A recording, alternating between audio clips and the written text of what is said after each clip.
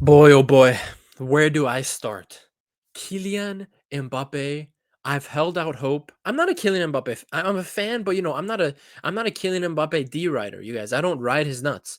But Kylian Mbappe, he might be officially finished. He looks a shadow of himself. In fact, we will not call Kylian Mbappe anymore. He will be going by his other name, Lotin. He will be going by his other name, Lotin. Liverpool finally beat Real Madrid at Anfield. Pretty much expected. Real Madrid missing what, like 5 or 6 key players to injury, and Liverpool today slowly piling on the pressure in this match and ending the game 2-0 winners, keeping their perfect record in the Champions League so far. 5 wins out of 5. Only team to do so in the league phase right now. They're sitting nice and pretty at first place uh, at first place on 15 points. What can I say, dude? I think this was an expected result. I'm not surprised. I understand that Real Madrid had beaten Liverpool the last 8 times. Like, Liverpool haven't beaten Real Madrid since like the 2000s. I understand that, but I think everyone expected Liverpool to beat Real Madrid today, given the fact that Vini, Chouameni, and all these guys are injured for Real Madrid right now. Um, I think it would have actually been a big upset if Real Madrid won today away at Anfield, given the form that Liverpool are in, given the fact that Liverpool have probably been the most complete team in Europe this season so far. I would put Barcelona up them. I would put Barcelona up there with Liverpool as the best teams in Europe. But when I'm looking at a well-functioning, well-oiled team from defense, midfield, attack, I think Liverpool are clearly the best team in the world so far this season. Um, yeah, Liverpool, fantastic. I think everyone today for Liverpool played well. Kelleher saving Kylian Mbappe. Oh my God, we're gonna talk about Kylian Mbappe, guys. We will talk about Real Madrid and Kylian Mbappe after I give Liverpool their praise.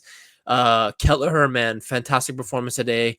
In goal, deputizing for Alisson, saving a Kylian Mbappe penalty. It wasn't the best penalty, but you still have to guess the right way and get your hands to the ball. Kelleher did that, was fantastic. Konate and Van Dijk, so good. I mean, when these guys are on their game, they're physical, they're fast, they read the game well, they're brilliant passing out of the back. It's unstoppable. That is the best center back partnership in the world right now. That is the best center back partnership at the on the club football level in the world right now. They are just have been fantastic all season. And then you got, Conor Bradley, get Mbappe getting shut down by Conor Bradley.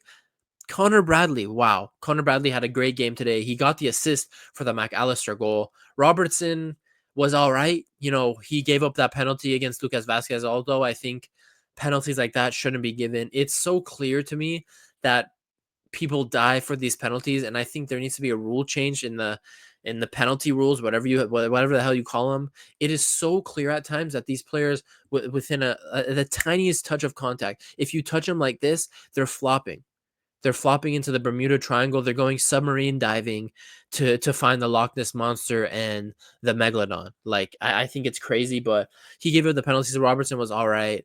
Nothing special. I think Gravenberch, McAllister, fantastic in midfield, battling with Brahim Diaz, Bellingham, Modric, Camavinga. They did really well today. And I think actually the most disappointing part of Liverpool's team today was the attack. And I think all season the most disappointing part of Liverpool's team, consistently at least. Now, this is nitpicking, but I think the attack has been the weakness for Liverpool this entire season. I still don't believe guys like Luis Diaz, Gakpo, and Darwin Nunez are good enough to go and win a treble. I think Salah has to be playing at his absolute best. And if we're being honest, today, the worst player for Liverpool was Mohamed Salah. Mohamed Salah, in my opinion, although this may be harsh, was awful today. Mohamed Salah was awful today. Too big touches too big, misses the penalty, losing the ball too easily, not being much of a presence on that right side against a Ferland Mendy who has been overall garbage this entire season for Real Madrid. So I think Mohamed Salah was the worst player for Liverpool today. He was awful. He wasn't just mid. He was awful today. So does this count as Mohamed Salah's revenge? I don't think so. I'll give it to Liverpool as a football club. They finally get the revenge on Real Madrid, but I don't think I can't sit here and tell you, oh, Mohamed Salah finally got his revenge on Real Madrid, because no, he got locked down by an out of form Ferland Mendy. So Salah did not have a good game at all today. Darwin Nunez missed 2 or 3 big chances like he always does. Darwin doing what he does, not acting like a striker. Um, it's honestly crazy how this guy was 90 million was paid for this guy, and he cannot put away simple, easy chances. Gakpo came on and scored. Luis Diaz today. I didn't think Luis Diaz was that good today either. I really didn't think Luis Diaz um, did anything special on the counter. He was all right, but when he got a chance or was in a good scenario where he could have passed better, he didn't make the good pass. He didn't take the good shot. He didn't make the right decision like 60% of the time today. So I think what really shines for Liverpool, and I think what is the strength of this team, is how well that that defense in midfield play with each other right now. Really, because if the defense and midfield were not unlocked today, I think Real Madrid could have gotten something, but they were just too good and they kept out Real Madrid. And the attack for Liverpool ended up getting the 2 goals, but I expected more. I expected more. They weren't that great in attack. Although they were at times peppering Real Madrid, the Real Madrid goal and Courtois made some huge saves. I think that was more the product of the work the defense and midfield were doing, not the brilliance of Liverpool's attack. So is what it is. McAllister, great finish on that Conor Bradley assist within the box, and then Gakpo with an unmarked header 2-0. So Liverpool, 5 out of 5, brilliant favorites for the Champions League, favorites for the Premier League right now. They have a big game against City this weekend. If they beat City, I have them as the favorites for the Premier League, 100%. Even though I think you shouldn't count out City even if they lose. Real Madrid, on the other hand, man, I understand now. I don't want to go in too hard on Real Madrid. I think Ancelotti's setup was actually fine today. He sent his team out with the best possible lineup and the best tactics to try to get a win, because Real Madrid had their chances. Kelleher had 2 or 3 big saves to make, and he had to save a penalty. So I think Ancelotti did fine today. I've been a big critic of Ancelotti over the years. I think he's been getting away with players bailing him out, but today he showed up with the right tactics and setup to try and get something in this game. The players didn't deliver. From the back, Courtois was their man of the match today. I think Rudiger was a lot better than he has been recently. His positioning in the box to get crosses, to deal with crosses today was better than it has been the last month or two. That Asensio kid was really good. I didn't come away thinking, Real Madrid center backs were awful. I think Rudiger was good. He did what he could, and Asensio, the young center back, did really well as well. He almost blocked that McAllister goal. He was like 2 centimeters away. His foot just got stuck in the ground, and he couldn't get the block in. So that kind of just shows you, the levels of this game. Centimeter differences can get you a goal or not. Asensio almost blocked that McAllister shot, but woulda, shoulda, coulda. He didn't, and McAllister got the goal. Ferland Mendy today was awful going forward, but he locked down Salah. He really did lock down Salah. So do we complain? Valverde playing at right back. What do you expect? He was all right. Getting caught out of position a lot of times. In the midfield, Camavinga was probably the best player in that midfield. Modric just looking a step too slow. Bellingham, he's running up and down the field trying to do what he can, but he doesn't have much to work with. And then you have Brahim Diaz had like one chance to score, but he was awful today. Arda Güler, he's 18 years old, so I can't flame Arda Güler too much, but Arda Güler was absolutely not up to the task at Anfield as an 18-year-old. He was pretty bad today, in my opinion. Arda Güler was awful.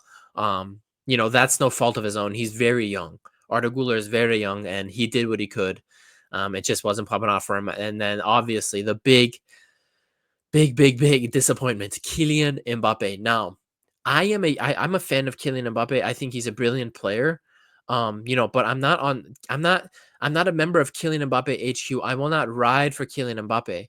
And I think after seeing this game, Vinicius Jr. injured, has the left side all to himself, getting locked down by Conor Bradley, absolutely producing nothing in this game, then missing your penalty. I think Kylian Mbappe, man, I am comfortable saying at the moment, Kylian Mbappe is finished. I'm comfortable saying Kylian Mbappe is not a top 50 player in the world. If you give me time, if you give me an hour and I look through the rest of the leagues, how players are performing, I could give you 50 players that have been better than Kylian Mbappe this season so far. He's not a top 50 player in the world. He's not a top 20 attacker in the world. He looks off the pace. He was playing too selfish today. Every time Kylian Mbappe got the ball in Liverpool's final third, too selfish. Always so obvious that Kylian Mbappe was looking to dribble, cut inside, and shoot. He was never looking to take the ball down the line and get a cross in. Never. He was never trying to look for passes. He was never waiting enough. He was never waiting for the overlap run. He was never making that pass to the overlap one whenever it was made. Kylian Mbappe was so selfish today. He was so off the pace, dribbling into players. He looked genuinely awful. And at this point, I know,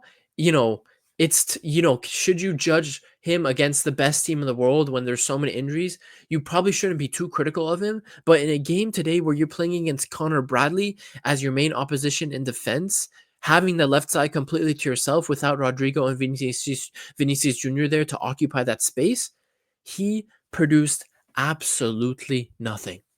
And Kylian Mbappe, man, I'm really looking at this guy funny. Because Real Madrid are in a bad scenario, guys. Real Madrid is in a bad scenario. Let's look at the league table. So, look, Liverpool, 5 out of 5, 15 points, 12 goals scored, 1 conceded. Inter here in second place, 7 goals scored, 0 conceded. Now, I didn't realize Inter have not conceded, but the attack for Inter has not been potent enough in the Champions League for them to look like super dangerous. Barcelona, look at Dortmund up here, but then let's scroll down. Because we sang Liverpool's praises already. Let's scroll down. Here's Bayern. Bayern won, my boys, 1 point off of eighth place. Monaco on 10 points. Look at Real Madrid. 9 goals scored, 9 conceded, 0 goal difference, 6 points after 5 games. And look who they have next. Atalanta away from home. With that defense, with what I saw today, with what we've been seeing from Real Madrid, don't get it mistaken, guys. Atalanta are the clear favorites for this game. Because if I'm not mistaken, I don't think Tchouaméni will be back. If he is back, Tchouaméni will have barely any match fitness for this game. I think Rodrigo might be back, but again, he'll have very little match fitness for this game. Vinicius Jr., I don't think will be back for this game. They would probably have to play a similar lineup they did today against Atalanta away from home. So if I'm a Real Madrid fan and I made a video 2 weeks ago, I think, telling you guys, Real Madrid fans, that you guys are at serious risk of not even making the top 24, getting a league phase exit. You guys, with how bad Paris Saint-Germain has been, how bad PSG has been, PSG is only 2 points behind Real Madrid. In 25th place behind Real Madrid in 24th place. It's looking peak for Real Madrid. This league table. They have Atalanta, and I think they have 2 easier games after that in the Champions League. Let's actually go to the matches. Let's go to the fixtures actually. Bear with me here with my slow ass computer. So today, let's see, December 10th. Yes, so they're away to Atalanta. I honestly favor Atalanta in that game, if I'm being completely honest. Then their next game will be did I miss Real Madrid somewhere here? I think I'm missing them here. Oh no, we have to go to the next tab. Real Madrid at home to Salzburg. Now, okay, they have to win that. I think that's 3 points. And then they're away to Brest, which is another difficult game. But that's in February, so we won't know what kind of form both teams will be in. But oh yeah, dude, it's just big mess at Real Madrid. So many injuries. Kylian Mbappe being an absolute flop this season. And yeah, Liverpool just looking like the favorites for the Champions League, favorites for the Premier League, looking like the most complete team in Europe consistently this season so far. Man, this is crazy. This is absolutely crazy. But I'm not surprised. I'm not surprised by the result. Kylian Mbappe getting absolutely locked down. That's the big surprise for Real Madrid. Kylian Mbappe getting locked down by Conor Bradley. Now that's crazy. That's absolutely crazy, you guys.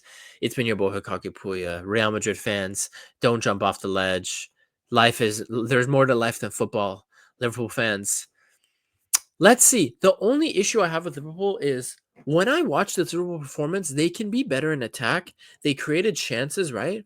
But could this be a case? Now, we won't figure this out until February, March of next year when we're in the second half of the season, but could this be a case where Liverpool is peaking too early? That's my only worry about Liverpool. Are they peaking too early? That's the only thing I'll leave you guys with here for Liverpool. Yes, you're fantastic. Yes, 5 out of 5 in the Champions League. Yes, if you beat Man City on the weekend, you're the absolute favorites for the Premier League. But are you peaking too early? That's the only worry I have for this Liverpool team. Guys, it's been your boy Hokage Puya. Thanks for tuning in. Subscribe if you're new. Like the video. And yeah, I guys see you guys in the next one.